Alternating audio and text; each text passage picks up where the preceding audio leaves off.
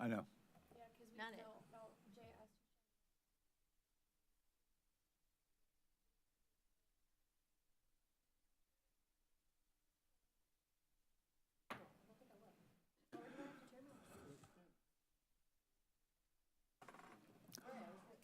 Okay, well, I'm going to chair now and call this meeting to order. This is the Committee of the Whole meeting for Tuesday, January 20th, 2026. Will the clerk please call the roll? Councilmember Wu. Here. Councilmember Evans. Here. Councilmember Hersey. Councilmember Colasetti. Here. Councilmember Bishop. Councilmember Wilkin. Here. Councilmember Quisenberry. Here. Mayor Williams. Here. Thank you. Next, we will have the approval of minutes, and with the clerk's permission, I'd like to bundle all four of these in one motion. Thank you. Approval for minutes December 15th, 2025 of regular city council meeting minutes. The same date as December 15th, 2025, Committee of the Whole meeting minutes.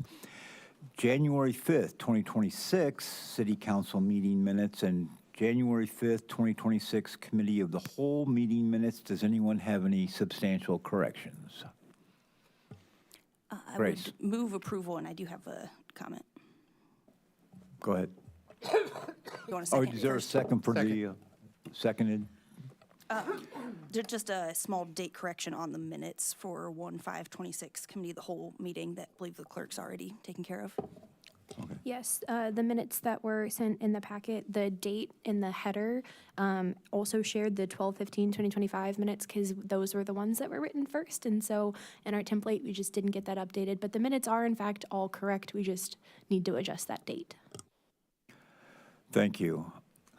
All those approving of the minutes, say aye. Aye. Aye. Any nays, say nay. No. And the ayes have it. Those minutes will be approved. Next up is additions to the agenda. Does anyone have any additions to the agenda? Seeing none, we'll go on to the next thing, which is presentations and public input. Any public input tonight? No. Seeing none, we will now have from the Executive Committee a presentation on the Placer AI. And Darius, you have the floor, sir.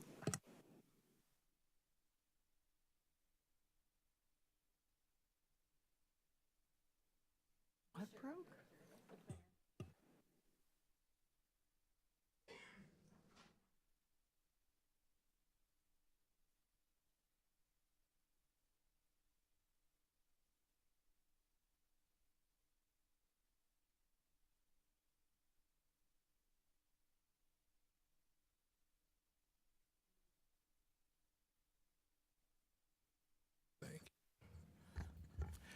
Good evening, everyone.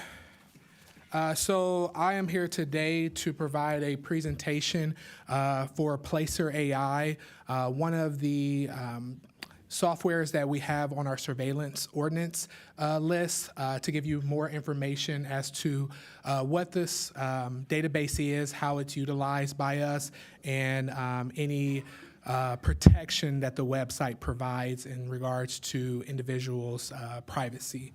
I do apologize. I was not able to memorize all the slides, so I will be doing a lot of just reading off my notes. But at any point, please feel free if you have any questions to stop me, and I'll be happy to answer questions along the way. So again, Placer AI is a location analytic platform that uses anonymized mobile device location data processed with AI and machine learning to provide insight in foot traffic, consumer behavior, and market trends for businesses and civic organizations. Placer AI aggregates this anonymized geolocation data from a panel of tens of millions of mobile devices that have opted into it via various apps. As a privacy by design company, it provides only aggregated statistical information and restricts reporting on sensitive locations. Some general key uses for us with this is within our retail and dining, commercial real estate, civic and tourism, as well as finance.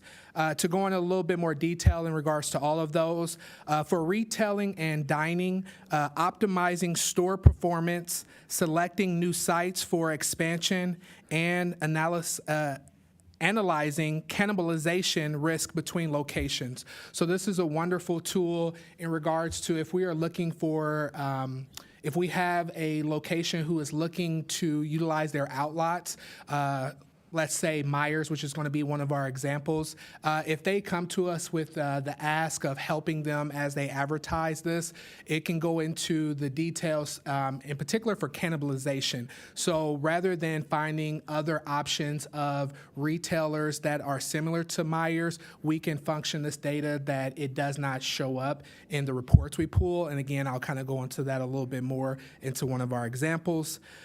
Commercial real estate, evaluating property value, finding the best fit tenants for vacancies, which is a void analysis. I'll go through that as well.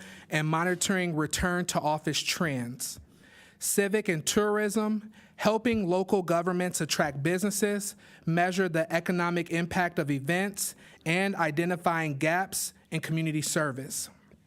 Finance, using alternative data to assess the health of companies or real estate assets for investment decisions. So the data methodology and privacy, some information in regards to how this, this program works and how it uses its data.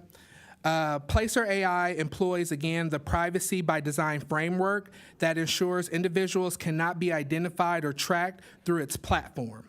The company continues to utilize several technical and organizational safeguards to protect consumer data. One being the Placer AI does not collect personal identifiable information such as names, phone numbers, or email addresses. It also has an identifier scrubber, which before location data reaches Placer AI servers, its partners strip away mobile advertising identifiers, contact information, and other persistent data IDs, device IDs, excuse me. Differential privacy, the platform applies statistical noise to data sets, preventing anyone from reverse engineering the data to identify an individual's specific path.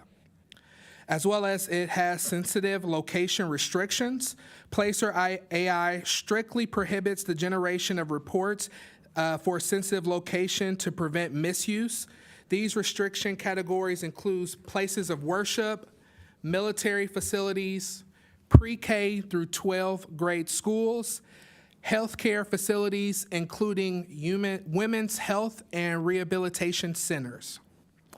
On the ethical and legal controls, there is a vetted access that they provide for members or interested parties to actually buy into the subscription of Placer AI. So paid access is restricted to legitimate commercial and civic entities.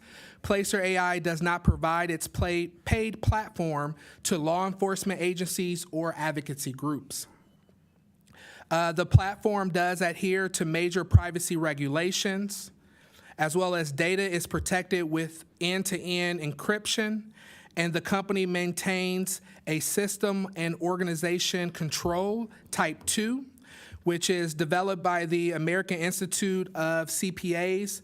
This is the standard for service organizations in North America, and for type 2 in particular, this report provides proves the controls were operating efficiently over a long period, anywhere between a 6 to 12 month radius that they have to do ongoing checks for their data.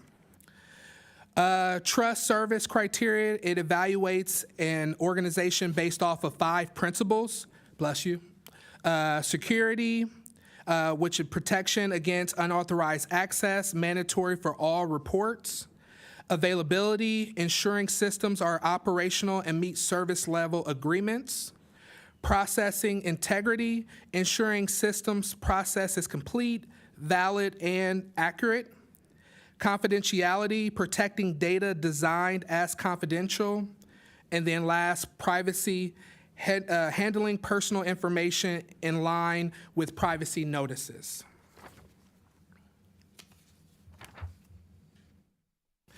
Now I'm just going to kind of walk through some of the use from the city and previous experiences. What you have in front of you is for a void analysis. So as mentioned earlier, this is just an example based off of some information that we could provide Myers in the case that they are looking to sell their outlots to recruit other businesses in that area. A void analysis pulls from the trade area of the Myers location, and it evaluates a few different things. So here is just a snapshot of a couple of businesses that it recommends. However, in a general report of this, it can get up to 100 businesses, if not more, just depending on what in particular we're looking for. So just to let you all know, the one thing, a couple of things that I, marked off in pulling this void analysis is that I removed other grocery stores, so there wasn't any competition for Myers and their own outlots. I also marked businesses that have operated in Illinois. That's something kind of we would initially look for first in economic development, as they are familiar with the laws within Illinois, and just makes for an easier transition if we were able to recruit this business. But as you can see, you have about 7 or 8 businesses in front of you. The first column, the 13 minutes that you see with Marcus Theaters, is the average time a consumer travels to that location. So again, it's going to highlight what your residents within the 13 minutes, if it's worth the travel for them. And so it'll all end up in this end percentage at the end that I'll get to.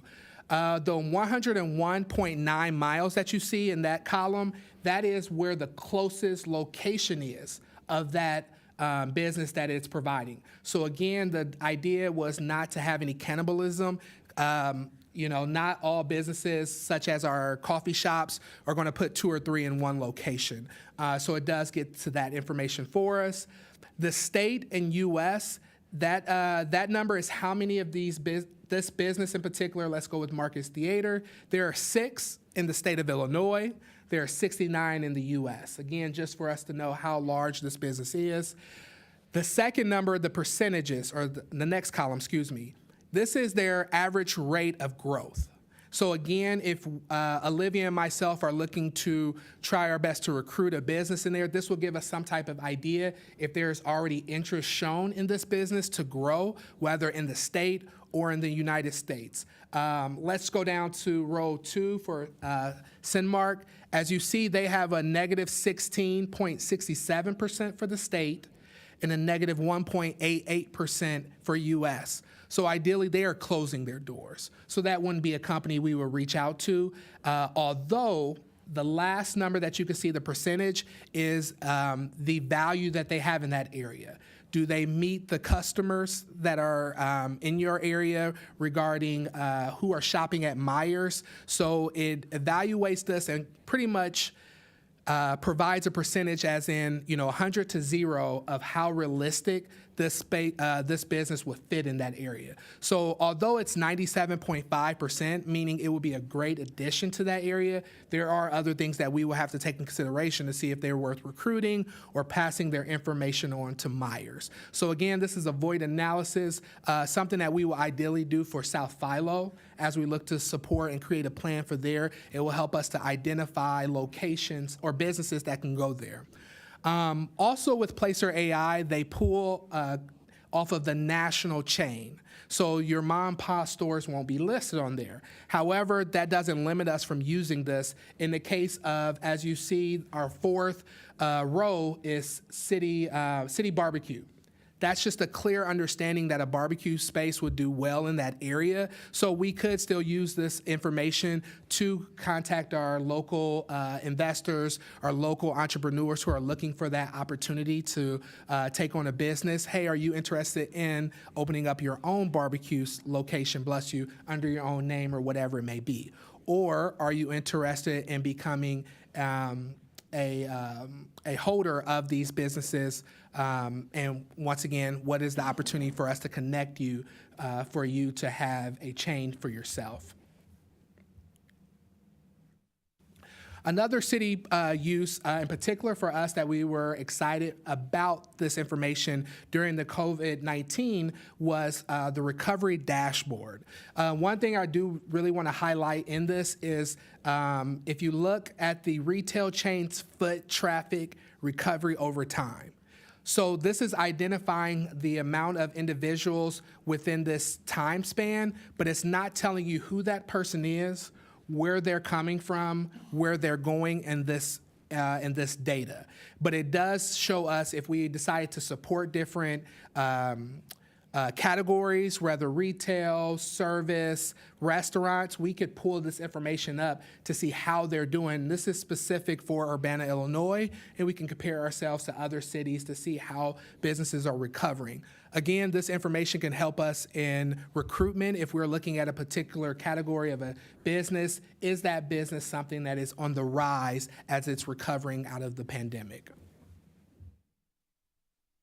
Okay, sorry. The last thing I want to touch base with is the packet that you all have in front of you. So this is a dashboard of a business. In particular, what I did was chose our McDonald's on Philo Road. So if we were to pull this data for them, if they wanted to contact us to have a better understanding of what they're seeing as far as their customer, or if we, once again, wanted to use the data to say, hey, we can justify another fast food restaurant on Philo, this is the information we would look through. So if you would scroll through, or if you would flip through this handout I gave you all, for those that are looking up at the screen, unfortunately, this is not on the presentation. I couldn't figure out a good way to put this 12 pages up there just yet, but we can share it out publicly if necessary. If you go all the way to page 3, page 3 has the metrics for visitors. So once again, you're seeing numbers of visitors. You're not seeing who they are, what their email address is, any of that specific data that we may be concerned with surveillance, just an overall number of how many visitors this restaurant is receiving within whatever date time frame that we put this, that we pull the report within the request. As well as you'll see visitor trends at the bottom showing if they had good months or bad months, things of that nature. Just once again, helpful data for us to understand if a business is doing well, or even to communicate with them if they find that they're having lower trends in a certain season. We could support them with this data to let them know what their numbers are looking like outside of the information clearly they can collect. But if it is useful in operating their business, we can share this information with them. Going over to page 4, again, it kind of just goes into more specifics. You have your daily visits and your hourly visits. Again, showing an overall number within the date or the time, but not getting into the actual details of individual specifics information. Page 5, the visitor journey route, which I think may have been mentioned in the past and may have been concerning to hear that this may follow where you're going. If you look at it, and it may be a little bit hard to look into, but as you see the point in the middle, the pinpoint in the middle of the map, and you'll see some highlighted lines, yellow, green, red, it's showing you the travel location based off of streets and roads that are utilized, and it does give you a number of visitors, a range. But directly under the map, I just want to highlight, it says to protect individual privacy, the beginning points shown for each route are approximations and do not represent actual home locations. So again, not going into those details of overstepping privacy for individuals. The next page is a heat map, and similar, it does give you a reference that this does not take in consideration their direct location of home. And then if you just continue to go, it'll go into more details regarding visitors of origin. So again, we can kind of have a understanding of where individuals may be coming from city-wise. This would be a good option if businesses are wanting to do additional marketing. They have an understanding of where visitors are coming from as far as cities or towns or even villages, but again, not directly pointing to someone's home. And lastly, page 9. I'll touch on a couple more pages, but page 9, favorite places.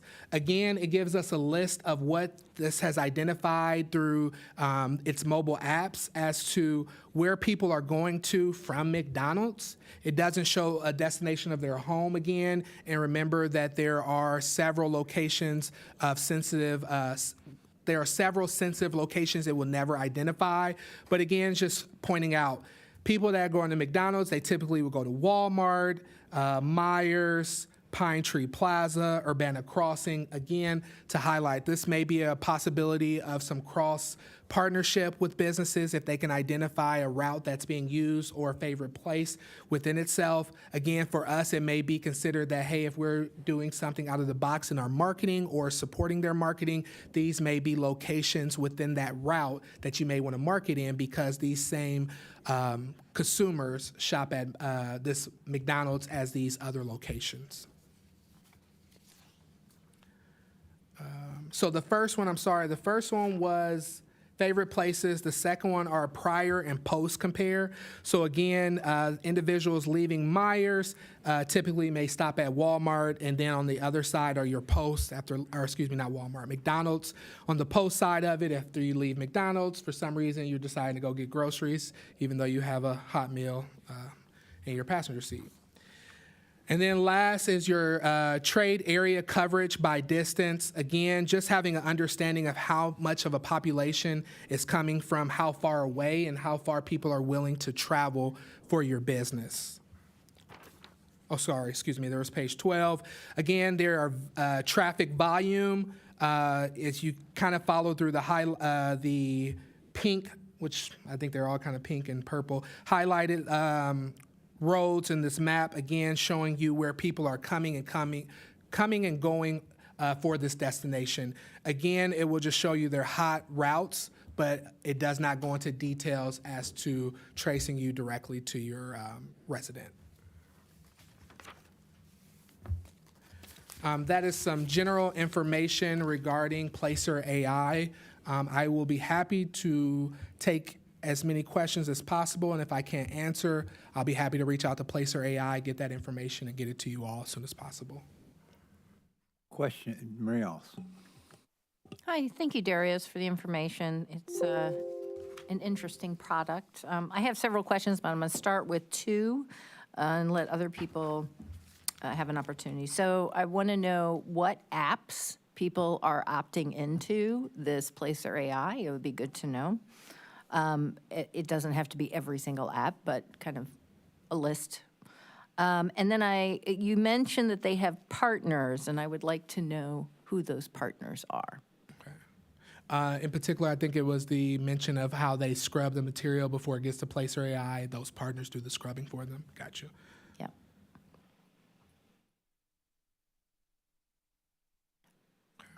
Thank you. Thanks. I also have a few questions, and we'll throw out the first two.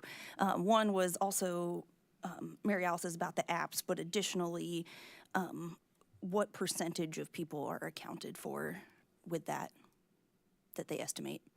You know, kind of based on those apps. Like, I mean, obviously, it doesn't account for people without phones or smartphones or who carry them on them. But, you know, if it's certain apps that have location tracking ability, what's the estimate of the percentage that they're capturing based on reality? So can you give me an example? Like, let's just say if you're using the app Facebook, you want to know like how many of that percentage of Facebook apps or how many of Facebook users are being pulled to Placer AI? Is that kind of how you're asking it? I think maybe more so like say the farmer's market threw out that there was 1,000 people there just for a nice whole number, but say 100 of them don't have or didn't bring their smartphone, so it's not going to count for them. Say that Placer AI tracks on Facebook and weather apps and those sorts of things, what percentage of people typically have those things on their smartphone if they have them with them? So like, it's not going to be 100% either way, but what do they estimate is the percentage that they're actually capturing from the population based on what apps and how it's tracking? Okay, thank you. Yeah, absolutely. And then another one was also kind of general about how this relationship works. Because I'm trying to understand if, as the city, we buy the data that's already being collected everywhere all the time, or are we asking them to track this data specifically for our use? And then also with that relationship, would like to know a little more about the cost and also how it's set up. Like, is it per query that we're using it, or an annual subscription model, and what is that cost? So happy to have that at a later date and hear any initial thoughts if you have them now. It is an annual subscription. The exact number offhand I don't have, but I can get that information for you. In regards to the information that we're tracking, so this is data that's already collected, pulled from them. We just, when we establish a account with them, we have to give them the GIS request, or the geographical design of our city, and they'll map out Urbana, and from there, data will be pulled from Urbana in particular. However, we can decide to look into other communities. So if we want to compare ourselves to Champaign, and let's just say we wanted to see how Champaign's car washes are doing because we don't have a automatic car wash here, and we're looking to do, we can go on there and get that information as well. So other cities and states that have opted into it, or it is pulling information, we can look into it on a limited basis. They do, if I wanted to pull the same report on a different city, it will not allow me. It will only allow me to pull general reports based off of our location. However, we can view data of other things, but I can get some more information as to how that is processed, any regulation regarding that. And if I made just one follow-up question on that, is our data in Urbana then accessible to anyone who wants to purchase it, or do we as the city have exclusive rights to that data? Like if someone wanted to just go to Placer AI and say, I'll pay that annual price for Urbana's Placer AI information, is that possible? Will they sell it to others? I got you. So I can look into it, and I think it will be similar to our access. So once you purchase a account with Placer AI, you have to give them your city, village, town, geographical area, and you're set within that as far as the hard data that you're able to pull. However, as a state, or as a city, excuse me, because we have national chains that they follow, that information is throughout Placer AI. So any McDonald's, if they want to see the trends of how this McDonald's is doing, they can see it. I don't think they can access it and pull the data off compared to print it, hand it out, and be able to use it in that way compared to doing a comparison. So I can do a comparison of other cities that that they have data from. And no matter what, if we decide, and it's just saying, if we decide to opt out for any reason, it's not like Urbana just goes off of their, out of their system. It's still within their system. It's just not being utilized. And But I I'll think, look for more information. yeah, I think just to clarify on the Placer AI end, I'm just curious if like myself or anyone could say, hey, I'll pay you whatever the cost is for an annual subscription. This is my Urbana area.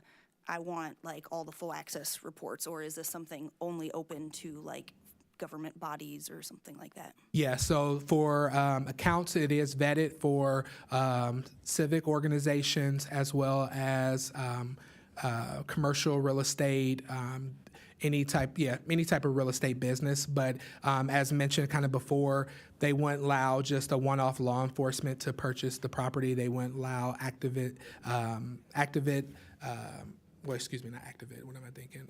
advocacy organizations to just purchase a membership. It is created for local municipality and real estate agencies.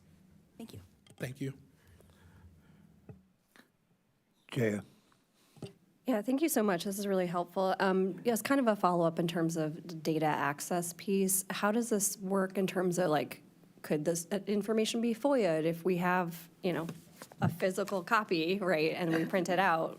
What is that line in terms of like a resident who's just like, oh, I want to see that. Could they FOIA it? Are there data sharing restrictions that kind of protect from it, kind of going outside of the municipal purview?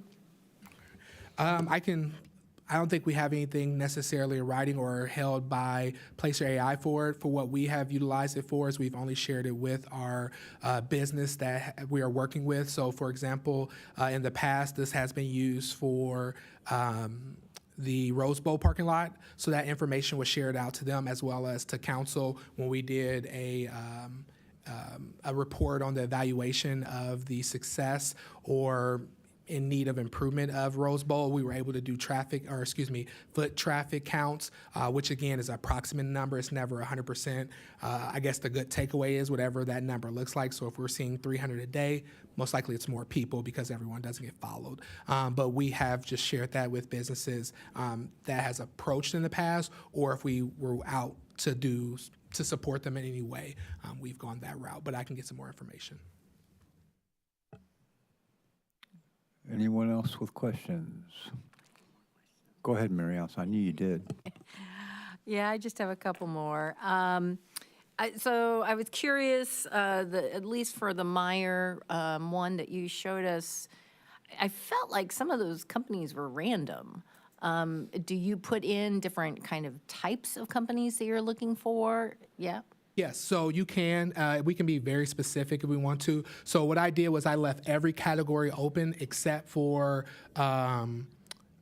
grocery stores, and because the first three businesses that came up were Mexican restaurants, I pulled that out, just knowing that we have one right across the street. But it still kept in the first one because that's considered a fast food. So it took it out of the Mexican restaurant category, but it kept it as fast food. But yes, we could. If we wanted to focus in directly on the service business, we could put that as a category that we're only looking for. Yes, ma'am. And I see we've got Public Works back here. John, correct me if I'm wrong, I feel like for Safer Streets on Lincoln, we use this data as well, is that right? Oh, it's a good memory. It's similar. It's not Placer. It's called Streetlight, which also would pull from a similar type of data usage, kind of anonymized cell phone Okay. travel. Yep. And then, so I'm trying to make sure I understand kind of the process. So people opt in, and probably under those terms and conditions that everybody just scrolls through and just says accept. They opt in, and then this company gathers information based off of cell towers, I'm assuming, and then hands it to another company to scrub, and then gives it back? Is that kind of the process? That's my best guess as well, but I can kind of get some additional information from Placer as to their steps, the process to that final product that we receive. I mean, I guess at the end of the day, I think people would be most concerned with where does that raw data live? Who has access to that raw data? Is it this, so I'll give you an example. I had a really good conversation with Crime Stoppers, and they are very, very adamant that they do not know who submits a tip, and they run it all through Canada. And that's how they keep it private. So it's a very, and so I guess what I'm saying is there are ways to do it that don't fall within the United States. It would be good to understand how Placer treats that. Gotcha. I will do. And then very small thing, because I didn't quite get it, on page 9, favorite places, McDonald's, we have visitors and percentages, and I don't understand the percentages. So Champaign Town Center South has 41,000 visitors, which is 70.5%, but Walmart has 67.8%. Yeah, so see the difference. So your difference in your number, your 41,000 compared to your 39,000. So what they're looking is that their overall visitor number. So let's just say based off of the 70% at 41, probably can easily say that would be roughly, let's just say 65,000 will be your total visitors that it's pulling numbers from. So it gives you a approximate amount and a percentage for that. So if 65% is your 100%, your 41,000 is 70% of that 65,000. Do you kind of get what I'm saying? Then I don't, but I can ask you afterwards. I don't. We can go over it. I mean, I feel like it's a check all that applies. So people are going to Walmart and then they're going to Meijer and et cetera. Or I was thinking it was unique, but I don't want to take up council time to go over that. I guess my last question is, how many points does Placer AI keep track of? So in that past example, it was McDonald's, Walmart, Meijer. Does it keep track of that individual as it goes through that path? And I think that's some of the concerns that people have. So it'd be good to understand all the points that it's picking up. Okay. All right, those are my questions. thank you. Grace? Thanks, Chair. Just let Darius catch up on notes. And I think I forgot to say thank you for the presentation in my first rounds of questions. I really appreciate getting more information from this. I think it's an important part of the process. So I'm trying to understand maybe also some of the accuracy. Like, this is also just my question in general with the robots, but like, how does it know? You know, like, especially think, for example, like Lincoln Square Mall, there's a lot of people who go to walk around. You know, do they count that they shopped at all of those places when they walked by? If you just drive, sometimes I go through a drive-through and like the line's too long and you know, you kind of just like go past the drive-through line. Like, does that count as someone who went through versus who actually went through the drive-through? Like, I'm really curious about the accuracy of that, and also people's residences versus adjacent shopping centers. You know, like the Pines on here, I find interesting because there are a lot of houses all right next to it. Like, if you're looking at some kind of vague phone location, how would they know some of that difference if you're 20 feet away from this shop versus someone's home? So curious in that kind of in general, and if you have thoughts now or if that's a bigger picture question for them and their technology. So not sure if anything's changed, but I do know what originally, so in my previous role with economic development, that their data was collected based off of a certain amount of time you were at a location. So again, it's based off of your, what I kind of went to is your visitor data compared to the profit a business is seeing or anything like that. So nothing was monetary in a sense compared to this is how many people you're seeing as a traffic flow in your area. But you're completely right. You could easily go through, drive through, decide, you know, the wait's too long, keep moving. Again, none of the, and it tells you, you know, as you pull reports that nothing is 100% on the numbers. It's the best accurate, you know, option that they can give us. But in these cases, with working with the business, we will be very clear, or if we are recruiting or something like that, that's something we will take in mind as we know this number is not 100%, but based off of the high percentage we're seeing, we think that we can support this, or we think that it can be a positive asset to the community if it's a void analysis use. But I can be happy to get what's the time threshold of a stay as it's being read in.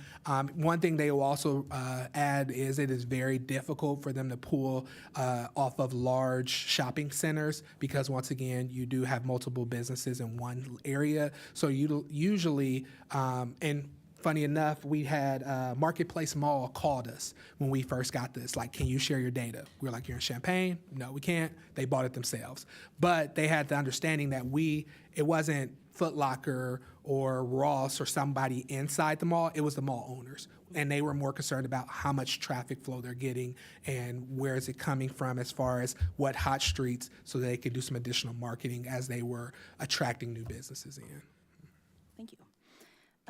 And then I'm curious about, well, I guess one kind of comment, and if you have a response, because I appreciate some of the restricted places, and I think you said women's health centers in particular, but it looks like general health centers like Carl is on a lot of these reports, and just wonder some of the sensitivity of health providers that provide an array of services, like if that could be reproductive, psychiatric, like that could be other things in that healthcare facility. And I thought also previously you had mentioned some demographic data tied to this. Is that Yeah. the case? So, first question in regards to like Carl. So, and this is only my belief, but I can find more information. But at the end of the day, there are still some businesses within it. So, if Carl decides to put a Starbucks inside, there's still that traffic that's going to those businesses within that Carl may decide to utilize this information for those purposes. But it will never again kind of tell us what people are going there for the use of, and that data wouldn't be shared. Any type of demographic information, we would have to opt in to reports because we personally don't need that information. We don't opt into it when we're pulling a report to add any type of demographic information. And any demographic information will be, again, based off of an approximate number based off of your population, and then they'll pull from the most recent census. So in our case, I'm not even sure if they pull from like our special census, but what was that, census 23? That data will kind of come from that in regards to our population demographics, but we don't utilize that information, so I don't opt into it when pulling reports or request that information from them. So, but it's tied to the census, not to people's cell phone tracking?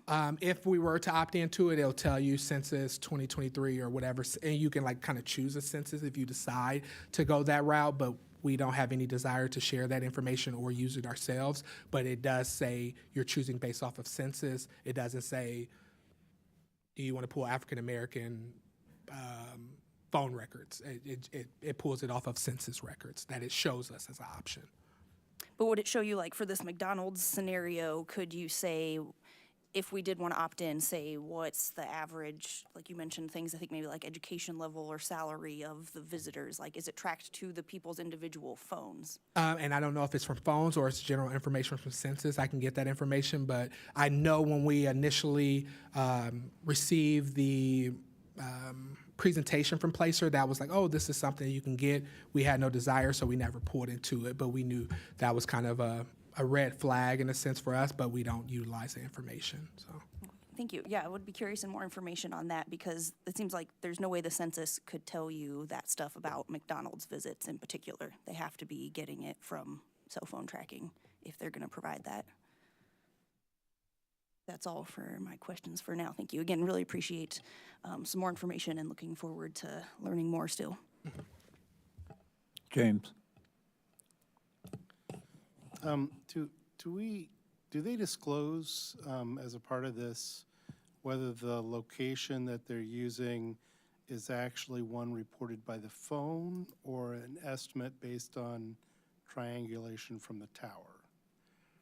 Because they can identify location both of those ways. The phone is actually highly accurate. The tower kind of triangulation is not quite as accurate, but do they say? I don't recall, but I can get that information. Yeah. Because if you have an iPhone, you can be really careful about which apps have access to your data. Mm-hmm. The other thing I know from personal experience that both Apple and Google, from a practice standpoint, do not allow apps in their store that combine health information and geolocation. I know that because when the campus started doing testing, they actually had to split the campus app and the app that was recording your test status apart because one had more geolocation capabilities, and they had to split them. You may remember there was a Safer app and there was the Illinois app for exactly that reason, because the providers, Apple and Google, would not approve them being added to their stores if those data were combined. Now, that was 2020 and 2021. Things may have changed since then, but that was one of the reasons. That was a safeguard that at least we encountered in a situation where an app was going to have both patient health information and location identification in it. Okay, I can check with that. But I am really curious about what location they're using, whether it's the phone reported GPS location, or it's the tower estimate of where that phone is when it pings it. Jaya, I have a comment, not a question, if that's, we're going to still stick with questions and we'll come back to you. Do you have any more questions, Mary Alice? I have a few questions. This Techno Boob has a few. So what, I'm not understanding this at all. What is, okay, you said it tracks mobile devices. What are we talking about? Cell phones? Cell phones that people have opted into certain apps, yes.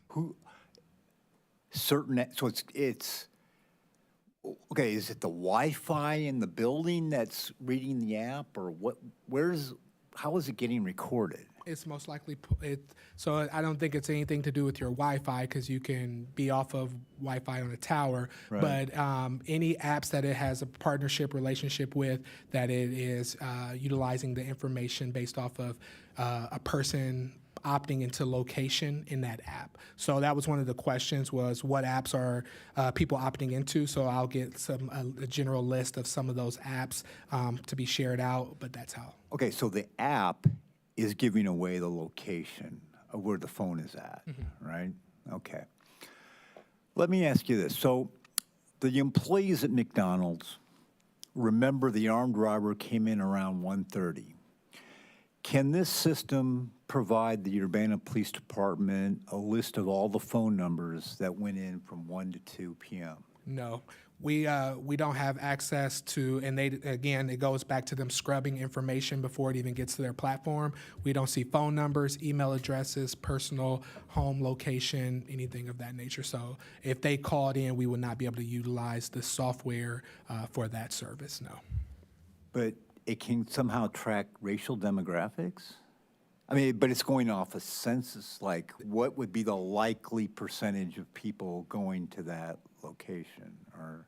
I mean, and like I said, I can pull ask for additional information of how they utilize that census. But again, based off of their vetted process, even if we called as the account holder and said, hey, we have this traumatic situation here, they will say, no, we don't collect that information to share out. Okay, so when we see a map of where, it's what the system is doing is tracking where the app is going down the road, not the person or anything like that.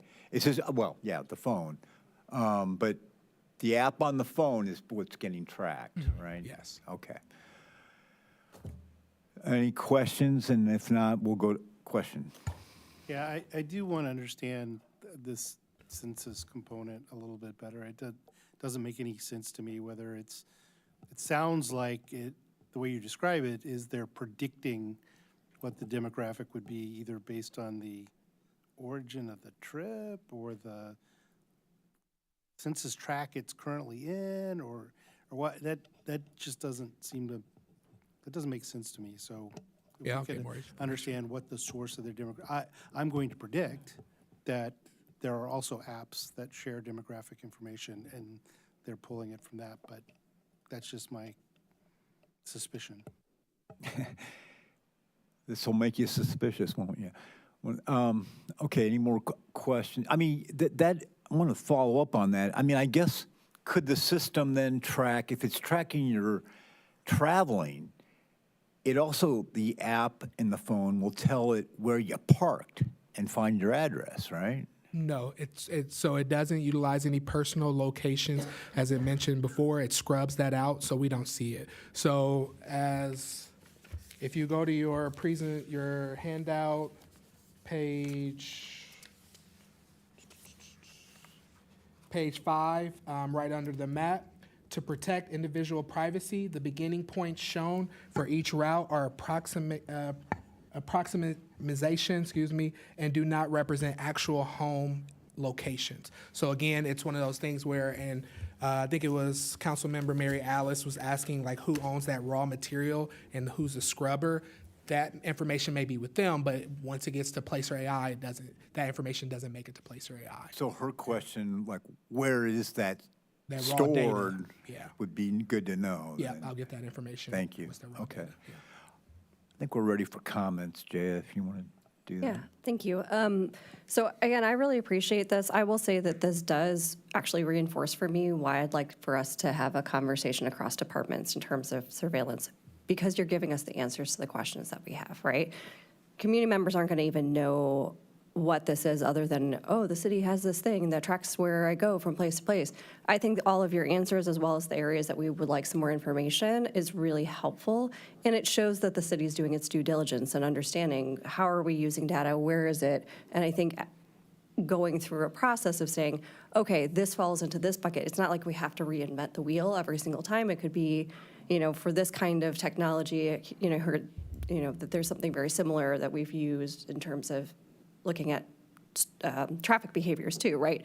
That we don't have to create a new template for use every single time. It could be, this is the type of technology we use, this is how we use it, but for exactly this kind of reason of, when you hear, hey, the city has this thing that tracks when you go from McDonald's to Carl, that sounds kind of weird, right? But I think that being able to say, this is how it's scrubbed. No, we're not tracking demographic information or specific, individuals.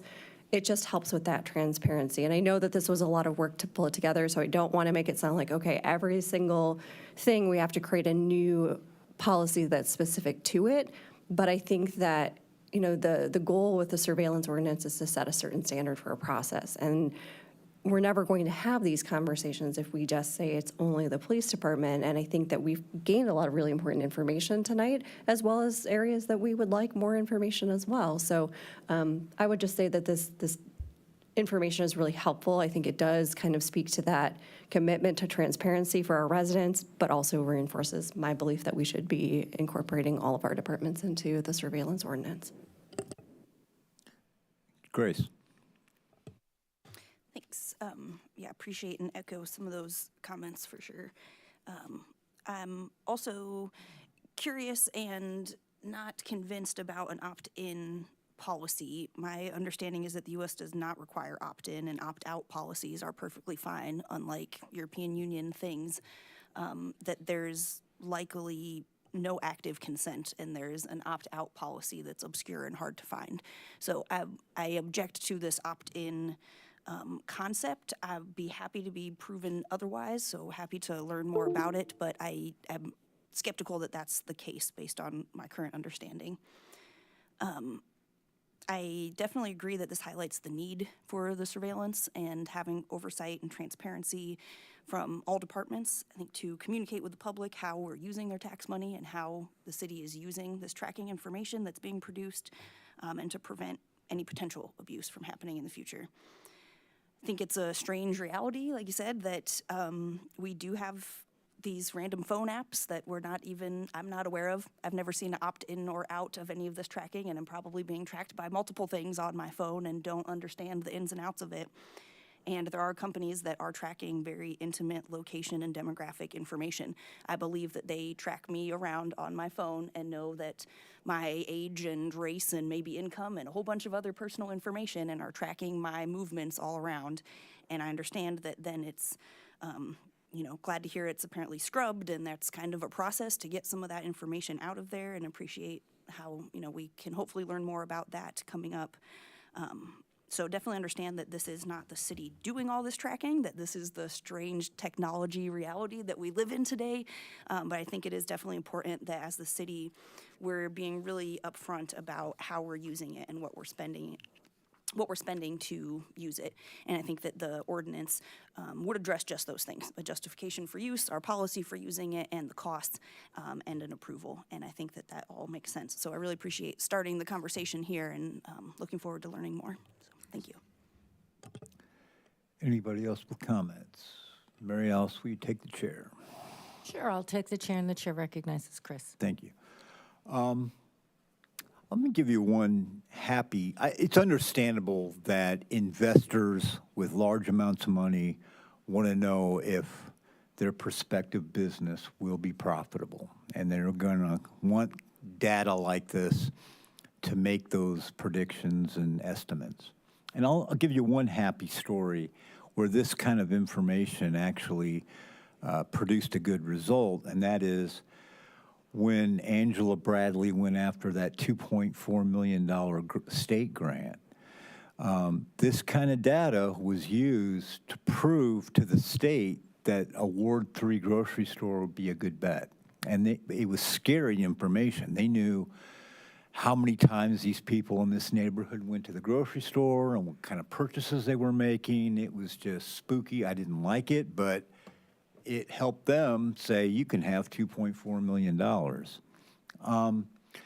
other comment I want to make, and I hear this often, is because of this, as Grace mentioned, these are, corporate application, apps that kind of impose this geographical tracking on us.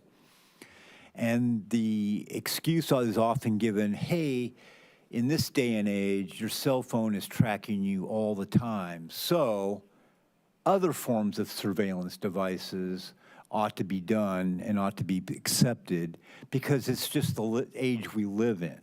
And so I don't want something like this to be an excuse to accept facial recognition, for instance, or whatever technology is being proposed. So that's just my skeptical kind of paranoia regarding surveillance in general. This is a new age we're living in. It is a little disconcerting and how accurate and how omnipresent it can be, but I can't imagine living nowadays without a cell phone to be contacted or to be able to contact people. So I'm stuck with this, surveillance device on me, So, Darius, thank you for all the information. This is great. And I agree with Alderperson Colasetti that this does make a case for all departments being subjected to a kind of policy and review, because it does leak into all kinds of things, other departments and other issues, and regarding tenants and landlords and, all this stuff, and cars and where are they going and what's going on, so, okay, I'll leave it at that and I'll take the chair back.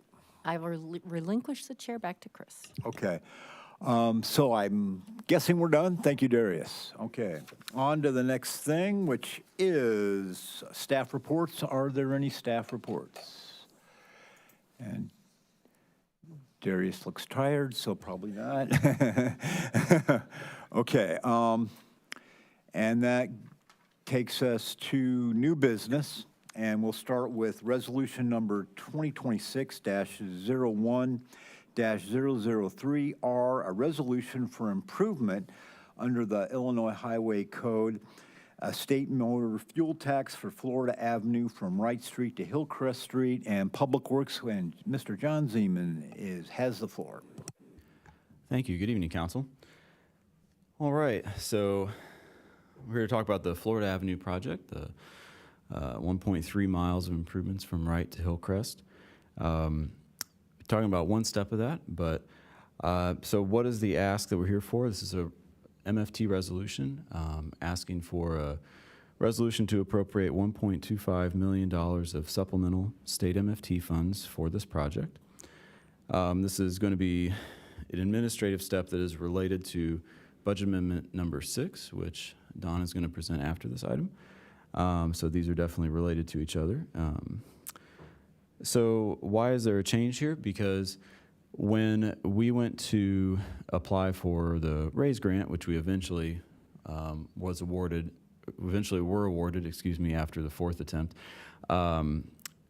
we had an erroneous assumption about the cost of design engineering as a percentage of construction. This is often kind of a rule of thumb that is not true in all cases, to say that the design engineering is a percent of the construction cost, but particularly when you're in the early stages, when you're trying to apply for a grant, you have a concept of a project, it's a good way to go about it.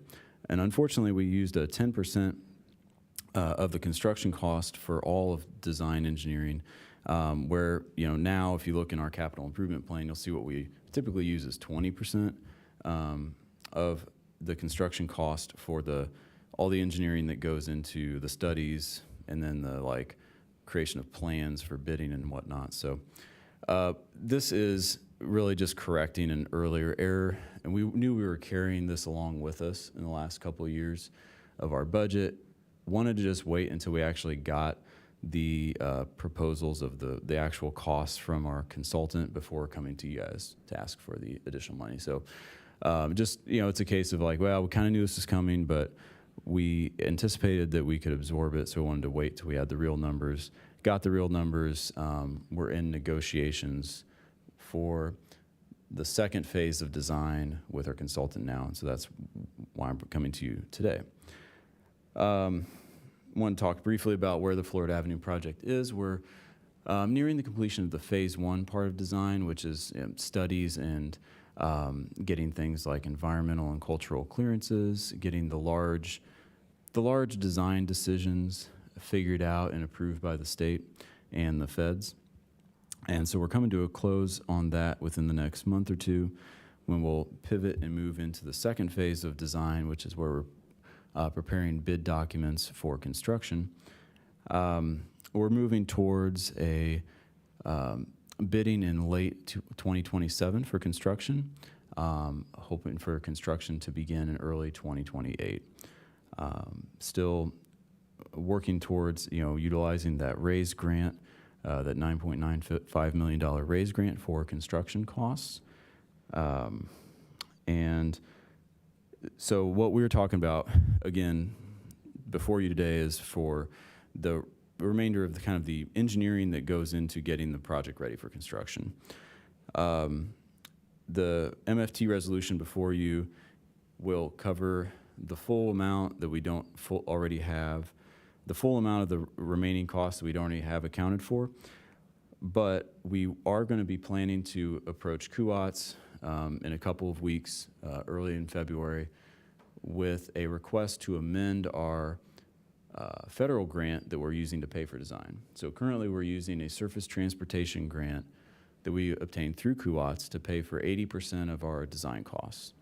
And so I'm going to be bringing this request to CUOTS next month to go ahead and see if we can increase our federal share proportionately, so that really we're only going to be increasing our MFT fund, contribution by a smaller amount, say, around 20% of this $1.25 million. But because we're going to pay for the project up front with MFT funds and then seek reimbursement, we need the whole MFT, the whole amount in the MFT resolution. Sorry, I could have explained that much more concisely, sorry. So in the memo to council, I've got this small table that kind of shows where this $1.25 million came from, because where we're sitting today, our estimate for the total cost of engineering, including land acquisition services, is $2.25 million. Tack on a 10% contingency, which is just because this is an appropriation the state is doing, that will allow us to have some flexibility, like we do with our budgets, of having some flexibility within our budget to make small changes. So then we have a contingency budget of $2.5 million. I take away the $1.25 million dollars of MFT resolutions we've done to date on this project, and that's where I come up with the $1.25 million that I'm asking for today. And then, so that's the ask for the supplemental MFT resolution, and I'd be happy to answer any questions you have about this resolution or about the project as a whole. Grace. Thank you. Thanks for the presentation. I'm curious with the numbers, what about the 1.18 million in the original RAISE grant for phases 1 and 2? Yes, so that is where, I'm saying I made a mistake and that was the wrong percentage that I used of construction costs. So that $1.18 million. I'm just not saying it deducted from the whole. So you're saying we thought it would be 1.18 million, right, at 10%, but it's really going to be more like 2.5 with contingencies at 20%, right? Yeah.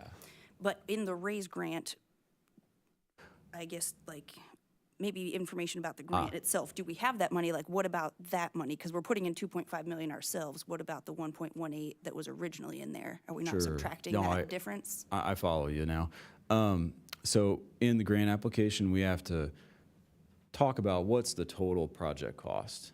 But what we actually only asked for from the RAISE grant was construction phase costs. So we had talked about how we're going to be doing, we're getting into design work. We did the corridor study first with RPC, and then we moved into this, design work. And we had a plan to pay for that with the surface transportation funds through CUOTS. But as part of the RAISE grant, that was like that early concept of saying, like, here's what the total project looks like. And so that's where we came up with a budget for that. Engineering, though it wasn't being asked for from the RAISE grant. Okay, and so is the RAISE grant, is that safe, like secured? Do we have that money, or is this a reimbursement? It will be a reimbursement. I'm continuing to work on the grant agreement with our contacts at DOT and FHWA, and it's a thing that the funds would not be obligated until we are pretty much ready to go to construction, which would be a typical procedure for these federal transportation grants. But for where we sit today, I see it as a pretty safe thing right now. I don't have a reason to doubt it, I guess, at this point. And I'm sorry, still trying to understand. So the estimate cost is 10 million-ish, give or take a contingency, and that's Yes. just construction, not phase 1 and 2 in that cost? That's correct. Yes. And so there's no local match for the RAISE grant, but it only covers construction, not any of the planning and land acquisition. Is that right? That's correct. And so then the planning costs were, covering with the surface transportation grant, which is also federal money that we get through CUOTS. As a region, as a kind of a metropolitan planning organization, we get about $2.3 million of federal money a year. And one important thing that CUOTS does when we get together is we determine how to allocate those funds between the agencies. We go through a process of applying for it and getting scored. And when people need more money or somebody needs less money, we vote on that as well. So so the preliminary engineering is being paid for through a surface transportation grant, which is an 80% coverage with a 20% local match. Okay, so the RAISE grants, we expect to be fully reimbursed for construction, but we are on our own to cover planning, engineering, land acquisition out of state motor fuel tax. Is that right? With the surface transportation grant, yes. Hopefully as a reimbursement, or that one is certain? It will also be a reimbursement. So what we have today is we have about $1 million of that surface transportation grant. That's a certainty. I'm going to CUOTS in February is to try to increase that by about another $1 million to cover this shortfall that we're talking about tonight. Okay, thank you. Jay. Oh, I'm sorry, Maria. I'll get you next. Go ahead, Jay. So I just want to make sure that I'm understanding this correctly. So in taking it out of state motor fuel tax, then you said that the goal was to have that kind of reimbursed from the other grant. So I just want to clarify, and I'm sorry if this is too in the weeds, I'm sure something folks have already thought about, that there isn't any kind of supplanting restriction that if we use state motor fuel tax up front, that we wouldn't be able to then ask for reimbursement from another funding source. No, that is not a concern. There are definitely, there would probably be some funds that should not be used as a local match for these grants, but when we get into these, so we're working on the grant agreement right now for the RAISE grant, and there's a funding agreement for the surface transportation money as well. And so, we explained to them, this is what our local funds are. This is how we're paying for it upfront and then seeking reimbursement. So that's all transparent, with the granting agency and us. So that state motor fuel tax is pretty good for that. Yeah, I guess I just, in that process of switching from state motor fuel tax, wanted to make sure that we don't unintentionally tie our hands by saying, well, look, we had money to pay for it. Because I will say, just maybe this is my own narrow world of grant experience, that often if you already have it budgeted to pay for it a certain way, then you can't turn around and ask another funder to pay for it because it's supplanting. It's asking a second funder to pay for the same thing. So it sounds like that's not an issue here, but I just wanted to raise it. It's not, because these grants, we have to pay up front and then seek reimbursement. So we need to have money in our budget for it, so that they want us to do this. Yep. I certainly am well aware of how reimbursements with the grants going to go, and still they sometimes have that supplanting restriction, but Okay, it sounds like okay. it's not an issue, so that's great. I apologize. No, Sorry, I that's didn't okay. mean to No, that's put- didn't okay. mean to It's, push like I back said, on it's you. probably getting into the weeds a little bit. I just would hate for us to be like, let's use state motor fuel tax and then ask for funding from another funding source and find out, no, we can't. I understand, thanks. Mary Alice? Yeah, actually, I didn't have the exact question that Jay had, but I have something that's related, which is if we use the MFT funds right now, and we are successful at CUATS to get some of that, then do we have to submit another thing to MFT saying, hey, we don't need that money right now, or we only need this money instead? I'm just trying to figure out how you basically balance the books. Oh, well, because I've been doing the MFT audit with IDOT, I can tell you, and you guys are really in for a fun evening. But no, so it's kind of a weird accounting system they do, where yes, I'm telling them up front, hey, I need like $2.5 million to pay for engineering, but then at the end of the day, we're going to balance the books and show that like, oh, 2.2 million or whatever was paid for out of this federal grant. And so this is where we have these like 10-digit section numbers. This one's 1900620000PV. And when we're done with that section, we go and we do this final report of expenditures. It's a very accounting, thing, and we show all the different places where the money came from, what was actually used to pay for this, and then it will push out and say like, oh look, here's this amount of MFT money that wasn't used and goes back into the pot. So I guess my other question is, with MFT money, is it a reimbursement system like the other grants, or is it you get a lump sum once it's approved? So we get motor fuel tax from the state. Our portion of the state's motor fuel tax just kind of trickles in regularly. We get motor fuel tax regularly throughout the year. IDOT has in their system, this accounting of what is Urbana planning to do with their motor fuel tax. And it's through these appropriations that they look at that and they say like, okay, Urbana's looking to appropriate this money, looking forward, they are good for that, basically. So this part of this resolution process is to anticipate any problems of like, hey, you're getting over our skis, or whatever it is, we're trying to do too much with MFT, and then this is where IDOT would say, hold up, you can't do that, you can't appropriate that much funding. Does that Okay, make my sense what I'm saying? last question. We've been talking about the 10% contingency and the 20% contingency, and what we have here in front of us only accounts for a 10% contingency, right? And not the 20%. Yes. Okay. So what?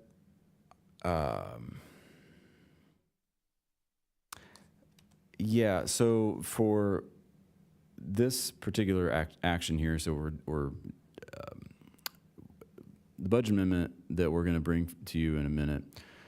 Our city's policies, say like, hey, I've got a budget of $1 million.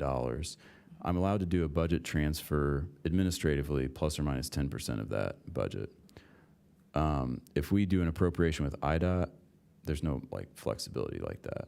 And so that's the 10%, is to try to build it in so it functions the same way as our policies do with our budgets.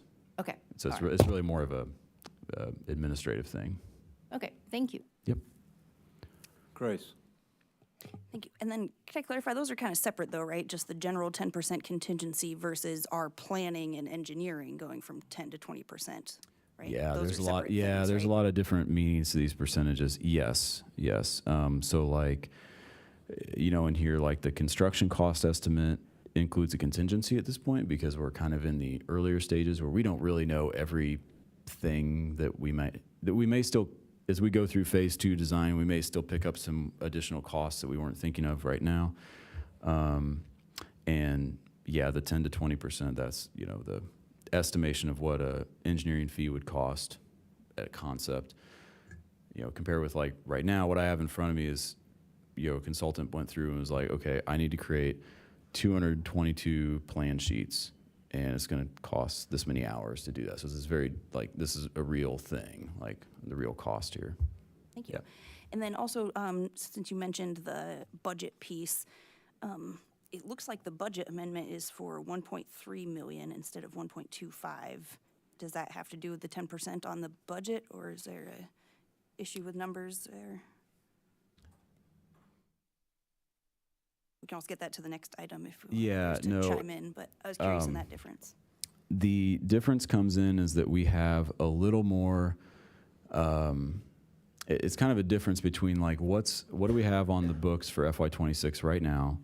What do we really need for these upcoming contracts? And then how much did we have as MFT resolutions before? And because that kind of comes into play with the calculation. So I think we just had a little bit more in the MFT resolutions before, so that like I can kind of already borrow from that surplus that we've already resolved, that 1.25 million that we've already resolved for MFT.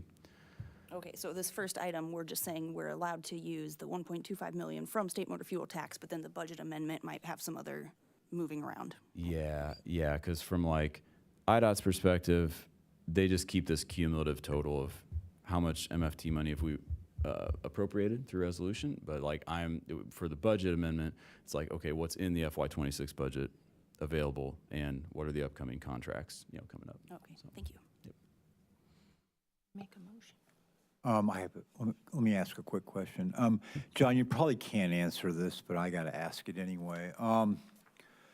In regards to the $9 million raise grant, I'm asking how secure is it? And what I mean specifically is there any chance the lunatic king would claw that back because his attorney general turned in Urbana as a sanctuary city?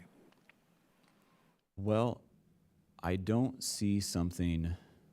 I don't see something in the draft grant agreement now that gives me cause for concern. I mean, you know, you're getting money from an agency. Theoretically, like, you know, they can change things. Usually, they don't change the rules, you know, right out in front of you, but it's possible. Now, I will say that what we have as a real good benefit in this grant is that we have IDOT as also I guess kind of a partner in this grant with us, to where the whole state of Illinois is, you know, also in this, signing this grant agreement with us, and that we've already seen how that comes into play with some of the you know, preliminary injunctions that became a final decision. Is we were a party to that because the state of Illinois DOT was in that. So you know, we're not alone, I guess, if that, it kind of gives some comfort to me there. But yeah. But the money's not quite in our bank account, right? Correct. It's not obligated yet, and that's kind of the key, is like the real secure part is going to be when the grant agreement is executed and the money is obligated, meaning that like now somebody's like got it in a little box for us ready to go, waiting for us to send in reimbursement, you know, requests. But my understanding is that obligation is not going to happen until like the second half of 2027. Okay. Last chance for questions. I'll entertain a motion. Mary Alice. I move on to the consent agenda, resolution number 2026-01-003R, resolution for improvement under the Illinois Highway Code with the state motor fuel tax for Florida Avenue from Wright Street to Hillcrest Street. Second. Moved by Mary Alice, seconded by Grace. Discussion. Seeing none, all in favor say aye. Aye. Any nays, say nay. The ayes have it. That moves to the consent agenda next meeting. Thank you, John. Next up is ordinance number 2026-01-002, an ordinance revising the annual budget ordinance, budget amendment number 6 omnibus. And Don, you have the floor, sir. Thank you. Good evening, everybody. So before you tonight is the budget amendment number 6. And just a reminder, a budget amendment requires 6 affirmative votes, including the mayor, in order to pass. So in this budget amendment, we have several items, and mostly in the general fund, and a couple of items from the capital improvement funds. So in the general fund, we are amending the budget to accept the grant, the $10,000 grants from the Illinois Arts Council Agency. So council accepted this grant in October. And so now we're just recognizing the grant in the budget. The second item in the general fund is a transfer of $15,000 from salary savings due to vacancy to pay for the planning consulting services during the principal planner vacancy.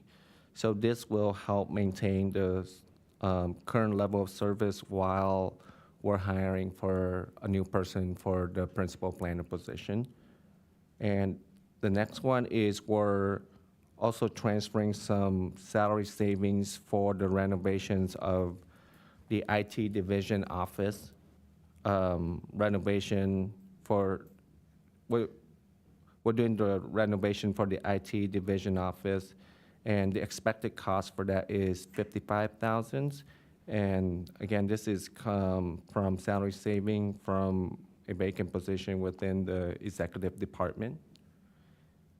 And next, we have the motor fuel tax fund. And John already went over this, so I won't go too much into this. So we're basically transferring money from multiple projects to pay for this project. And then in the sanitary sewer fund, we're increasing the budget for the sanitary sewer lateral reimbursement program by $50,000. And this is because the program has already spent 76% of the annual budget. So this amendment will allow the program to be completed without any additional money for the rest of the year. And as I was reading this, I realized I made a typo in the exhibit. So for the ending fund balance for the sanitary sewer fund, it should be $50,000 less. So the 606,453 should have been 556,453, and I will update this for next week. In terms of fiscal impact, there's no impact to the general fund, so our fund balance stays the same because most of the changes in the general fund are just basically transferred between line items. So staff recommends to the city council to forward the budget amendment with the recommendation for approval to the at the next city council meeting. I'd be happy to answer any questions. Questions? Mary Alice. Hi, thanks, Don, for the information. I just have 2 questions. The first one, the sanitary replacement repair costs, that's the program in which we pay, 95% if it's over a street, is that right? Is that the program? This is not the program for the Dr. Ellis. I will have John answer these questions. You're right, Mary Alice. This is the general sanitary sewer lateral reimbursement program, which is largely reimbursement for costs that property owner would incur on having to open cut pavement, replace pavement, stuff like that. Yes. Okay, all right. And we went many rounds with this program. Just so the public is aware, absolutely you are eligible for this program when you meet those certain conditions in terms of what you are having to disturb. But citizens have to pay for it up front and get reimbursed by the city, and that's always been challenging for people, unless things have changed. That's still the structure of the program, yes. Okay, all right, thank you. And then my second question has to do with the IT office. I was wondering if that was in the original budget request for this year, or if that's something that came up mid-year. I'm just wondering why we didn't see it before in June. In terms of the budget, so this was not in the budget for this year. And so we're making the change now. And maybe Thomas or Darius can jump in and answer these questions about why I'm we're just doing it thinking, now. you know, typically when we have units during the budget time, we'll have units come in and say, you know, we would like to do X, Y, and Z, and this is what we'll be able to cover. I'm wondering why that process wasn't for the IT office.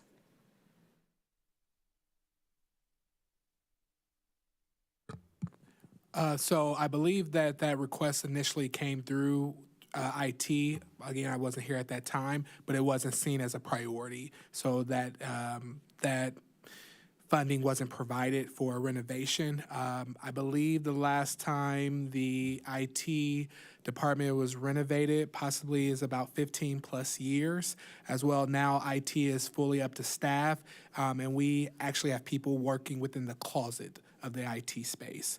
And we need to provide an update for that area to be functional for the team that we've assembled for IT.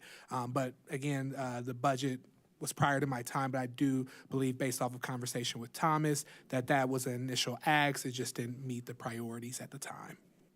Okay, well, I'm certainly not saying that the IT unit doesn't need to work in, not the closet, basically. I don't have any questions about that, but I feel like this is something that could have been added to the annual budget instead of it coming to us right now, because then we have the full cadre of the ask for that. So that's just for future. Thank you. James?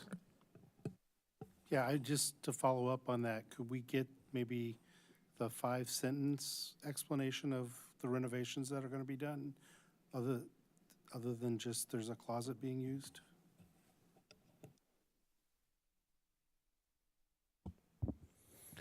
Sure. So it's going to be somewhat similar to the accounting office remodel that just happened, where the carpet in the IT office is as old as the stuff in accounting. So as long as we're doing things, we're going to replace that with non-carpet for a basement.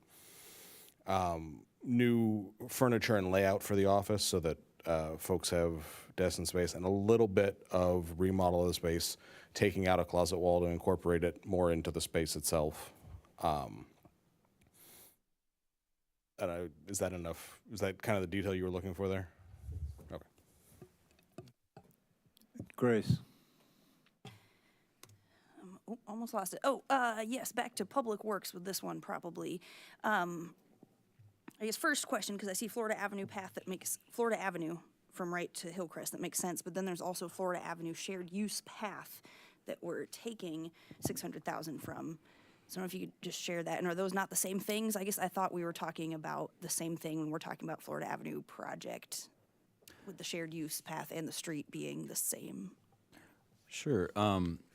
So they are, so because the shared use path is getting paid for with a separate grant, a state grant, we're keeping them in separate pots, and they will actually be, still probably go out as separate construction projects that will be done in coordination with each other. So there's separate grant money to pay for the shared use path? essentially? Yeah, Okay. yeah. And you don't want to mix with the federal money because then you have the extra federal requirements you have to do. Anyway, but we did, because we got a supplemental grant from the state for that path to the tune of $750,000. Once we add that grant into our CIP fund report, that will free up additional MFT funds. And so I'm kind of like borrowing from FY27's, balance by taking a little bit out of the project this year. That path, we're going to delay the work to line up with the street project. So we're not going to use that money this fiscal year. So it's kind of like borrowing from the next year's amount. Thank you. Makes sense. And then my other question is, can you tell us something to put at ease any concerns about taking money from other projects like Baker's Lane and Philo and Colorado resurfacing for Yeah, this Florida definitely. Avenue project?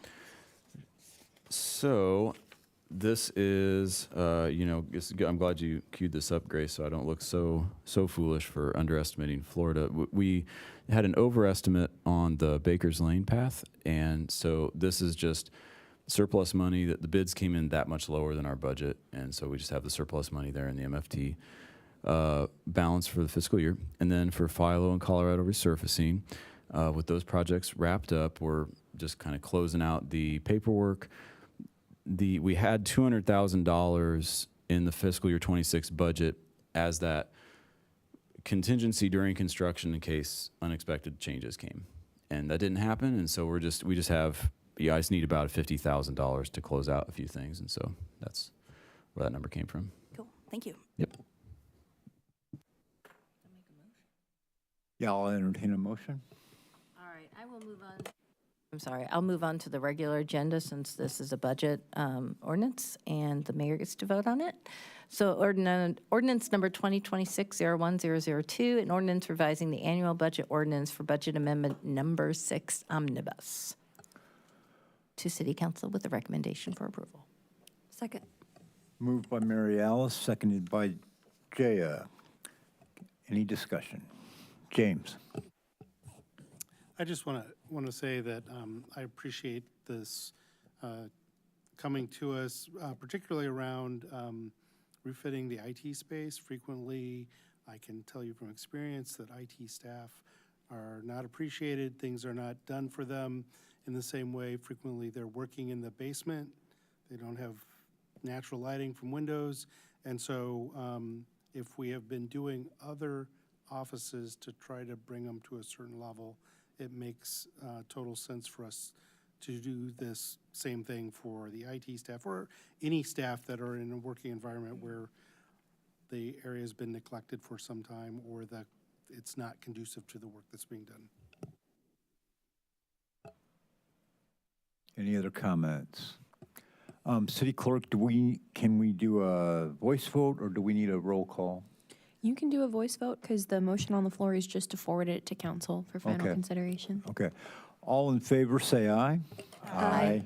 All opposed, say nay. The ayes have it. That will be forwarded to the next city council meeting. Next item is resolution number 2026-01-004R, a resolution authorizing the execution of an intergovernmental agreement with the Housing Authority of Champaign County for the provision of environmental review services. And Nick, sir, you have the floor. Thank you. Good evening, Council. So as you just heard, before you this evening is a resolution that would authorize an execution that would allow city staff to perform environmental review services on behalf of the Housing Authority of Champaign County and for the city to receive compensation for staff time spent on the preparation of those reviews. So just a little background. As the lead entity of the Home Consortium, as has been discussed at Council previously, the Home Consortium is the collective geography through which we receive home funds through the Department of Housing and Urban Development that consists of Champaign, Urbana, and then unincorporated parts of Champaign County. As the lead entity of that home consortium, the city is responsible for certifying environmental reviews for HUD-funded projects in that geography. So in the scope of managing CDBG and home program funds that are directly undertaken by the city, grants staff are trained to complete environmental reviews for these projects and regularly do so over the course of our work. So this agreement would allow staff to provide those services to the Housing Authority for projects that it is undertaking that require environmental reviews, again, while ensuring that the city receives compensation for the staff time we spend doing so. So with the understanding that we are already responsible at the level of certification and that grant staff are familiar with this process, having these agreements in place has seemed to make sense over the years. On that note, the city has had several previous agreements with the Housing Authority for the provision of these services going back to 2015, the most recent of which was approved in October of 2022, and which recently expired. So this resolution before you tonight would authorize a new agreement with a term going through November of 2028. So that's a general overview, but I'm happy to answer any questions. Any questions? Grace? Thank you. I think makes sense. Thank you for the presentation there. Understand we're just kind of continuing, and it seems like Housing Authority is all okay with this arrangement. I was just wondering, I guess, kind of how often they have to do this, just because it seems like a pretty big expense. Like, is this a regular thing, or only when you're doing a major construction or renovation? And if it is more common, if there's been talk or exploration of like grant money or other means to pay for it. Just seems like, we give so much back to Housing Authority to be like charging them back just feels a little different. Yeah. So just in terms of how frequently we're doing this, in the previous fiscal year, we performed 5 environmental reviews for them. The year before that, it was 3. So it's honestly not a ton from year to year. And it would be really for any major rehabilitation projects, acquisition projects, or new construction projects. So really projects where there's like a significant physical change happening with respect to a property. And then any thoughts on considerations for funding, for other funding sources? Or this is just kind of what's been working the way it is? So generally, when we're performing environmental reviews for projects that are being directly undertaken by the city or our direct subrecipients, we're able to bill that staff time either to project delivery or admin costs that are kind of budgeted within our allocations of the CDBG and home programs, because often the Housing Authority isn't, they might ask us to do a review for a project that isn't receiving CDBG or home funds and that they're funding some other way. We don't really have a budget line to account for that staff time, so this is just a way of accounting for that. Okay, thank you. Any other questions? I will entertain a motion. I will move resolution number 2026-01-004R, a resolution authorizing the execution of an intergovernmental agreement with the Housing Authority of Champaign County for the provision of environmental review onto the consent agenda for approval. Second. Moved by Jaya, seconded by Mary Alice. Discussion. Seeing none, all those in favor say aye. Aye. All those opposed say nay. The ayes have it. That will be moved to the consent agenda for next week's meeting. Thank you.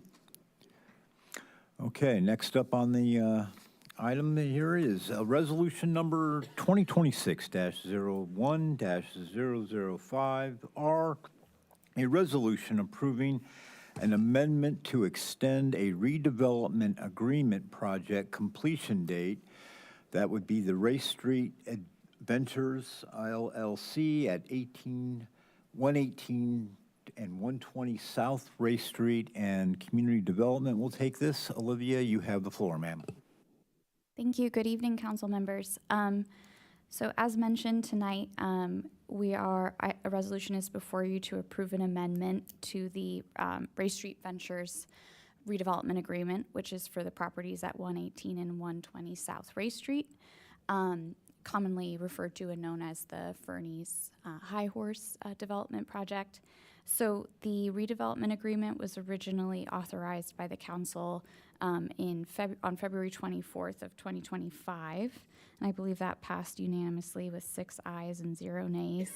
And in that redevelopment agreement, there was a project completion date identified as March 31st, 2026, and that project completion date was being defined as including or having a certificate of occupancy issued for the property.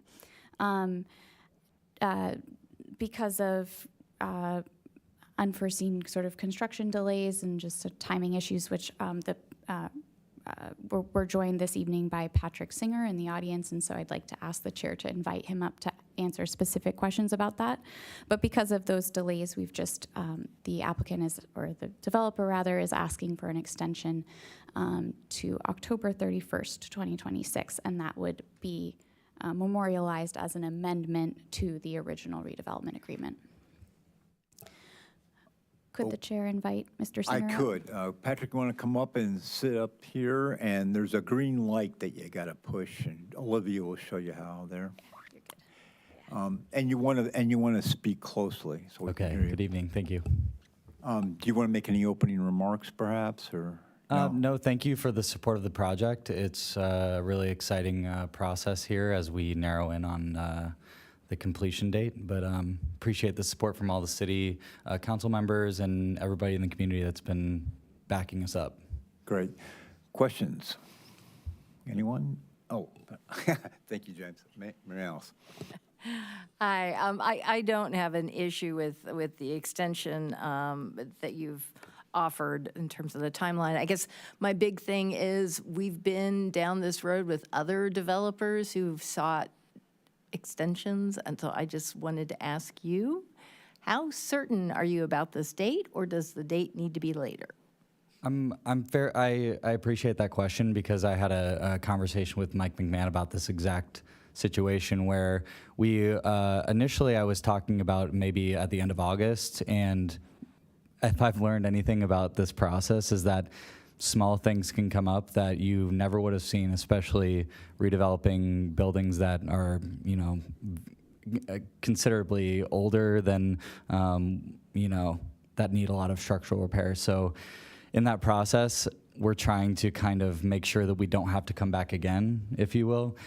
So our projection is to be done sooner than that. And so October 31st felt like a nice extra little cushion, but our plan is to be done by the end of summer. And so, you know, that's kind of where we're at right now, but we thought instead of doing the end of August and then coming back and asking for more time, we're like, let's just do end of October just to be certain that we do have a little bit more of cushion because, yeah, you just find things that come up, but feel like we're in a great position now and got a great general contractor working tirelessly to make this thing work. So that's kind of the logic behind why we decided to do that. Well, I'm glad you gave yourself a buffer. You know, in other projects, things like supplies and elevators and so forth all of a sudden come up, and now we need an extension. And as you heard earlier, we have, what, a 10 to 20% extension in terms of cost. So having a 10 to 20% extension in terms of time makes sense to me. So thank you. Any other questions? I'll entertain a motion. I'll make one. Go right ahead.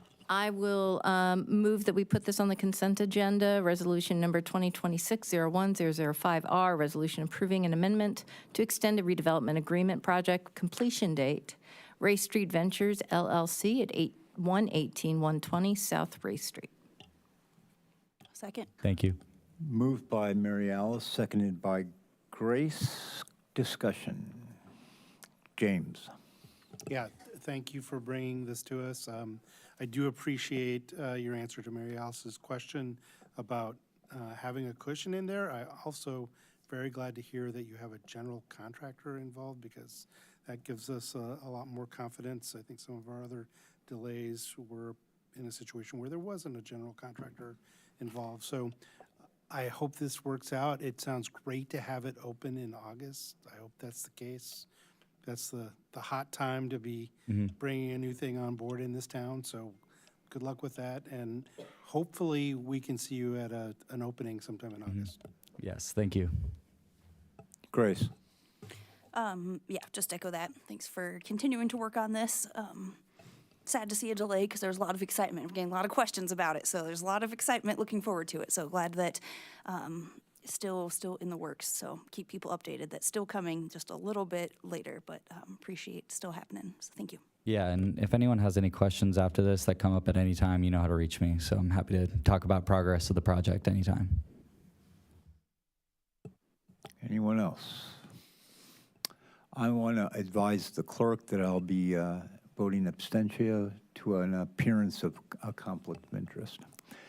So with that, I'll ask folks, if all in favor, say aye. Aye. All those voting present, and all those voting against, say nay. The ayes have it. That will move to the next council meeting. Congratulations and thank you. Okay, next item is council input and communications. Mr. Mayor. Couple things. First off, I want to, just extend my thoughts and prayers to the kiddos, children, and staff at Booker T. Washington School. Today there was a shooting, unfortunately, that touched the school. And I just, it's been very mentally, it's been mentally draining, for me. I assume for a lot of people, but, we often politicize these type of things. And the reality of it is it's traumatizing. Imagine the youth, right? Imagine what these kids are experiencing and going through, especially considering I was just with a good, a couple of them just this past weekend. And again, as a father too, it's like that can happen to any of us, right? So, I know I have to assume that, any other parents want to know who, what, when, where, and how. So as we continue to move forward and navigate, I just ask the community, put the politics aside and just do what's right. That's ultimately it, and nothing more, nothing less. So that's that. Secondly, I will say Darius did send out an email today in regards to the fire department and local 1147 to attend the memorial ceremony for Division Chief Rusty Chisholm, which is going to be Thursday, January 22nd at 9 a.m.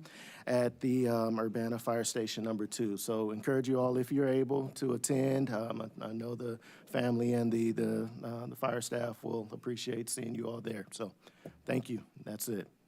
And be safe out there, people. Thank you. Anyone else? Mary Alice. Yeah, I actually want to echo the mayor's thoughts. I actually attended Booker T. Washington from kindergarten to 5th grade. Very familiar with things going on in that area, and as a child, how frightening it is. But now I'm a parent, and I would be more frightened almost because you're not there, right?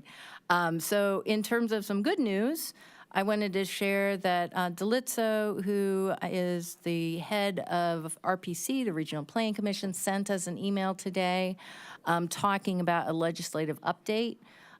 So specifically in both the House and the Senate bills for the upcoming budget vote, they have negotiated $775 million for CSBG funds, which is a type of block group funds. As a reminder, the president said 0. Okay, so the House and Senate came up with $775 million. Head Start. The president actually said not to cut it, and they didn't cut it. So good news all around. And LIHEAP, and this is one that people have been very concerned about. The president recommended 0 funding. The good news is that the House and Senate bill have negotiated $4.05 billion for LIHEAP. So I just wanted to share that with council and the community. Anyone else? Okay, well, seeing with no further business, we are adjourned.